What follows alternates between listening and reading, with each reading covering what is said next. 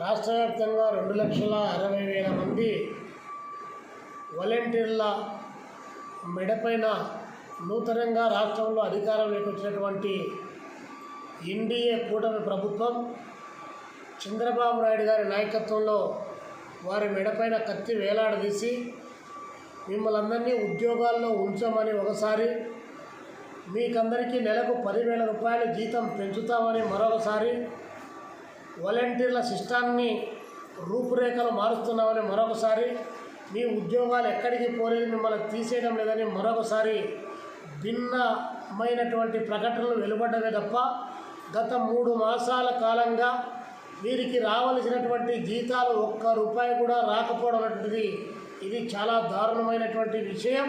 దీనిపైన రాష్ట్ర ముఖ్యమంత్రి చంద్రబాబు నాయుడు గారు స్పష్టమైనటువంటి ప్రకటన విడుదల చేస్తూ వారి జీతాలు తక్షణ విడుదల చేయాలని చెప్పేసి మేము వాలంటీర్ల సంఘం నుంచి రాష్ట్ర ప్రభుత్వానికి విజ్ఞప్తి చేస్తూ ఉన్నాం. అదేవిధంగా సెప్టెంబర్ 6వ తారీఖు నాడు మొత్తం రాష్ట్ర వ్యాప్తంగా ఉన్నటువంటి అన్ని సచివాలయాల్లో, ఎండిఓ కార్యాలయాల్లో వీరందరి చేత అటెండెన్స్ తీసుకోవాలని చెప్పి మేము రాష్ట్ర ప్రభుత్వానికి విజ్ఞప్తి చేస్తున్నాం. ఆ మేరకు రాష్ట్ర ప్రభుత్వం తగినటువంటి ఏర్పాట్లు చేయాలని చెప్పేసి కోరుతా ఉన్నాం. సెప్టెంబర్ 15వ తారీఖు లోపు రాష్ట్రంలో ఉన్నటువంటి వాలంటీర్లందరికీ జీతాలు ఇవ్వడంతో పాటు తెలుగుదేశం పార్టీ ఎన్నికల మేనిఫెస్టోలో ప్రకటించినటువంటి విధంగా 10,000 రూపాయలు జీతం పెంచుతామని చెప్పినటువంటి దానికి కట్టుబడినటువంటి ప్రభుత్వం ఆ వైపున కూడా చర్యలు తీసుకోవాలని చెప్పి మేము కోరుతా ఉన్నాం. ఇప్పటికే ఆల్రెడీ రాజకీయ ఒత్తిళ్లకు తలవొగ్గి రాజీనామా చేసినటువంటి అనేక మంది వాలంటీర్లు వీధుల పాలైనటువంటి పరిస్థితి ఉంది. ఇంకొక వైపున ఉండే వాలంటీర్లు కూడా తీసేస్తారని చెప్పేసి వీరికి రాజకీయ రంగు పులవడానికి కావాల్సినటువంటి ప్రయత్నం చేస్తూ ఉన్నారు.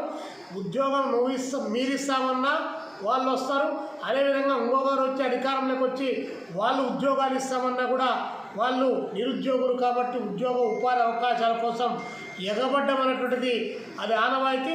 దానికి మీరు రాజకీయ రంగులు పులుముకొని మీ రాజకీయ ప్రయోజనాల కోసం వారి జీవితాలను నాశనం చేస్తామంటే సాధ్యమైనటువంటిది కాదు.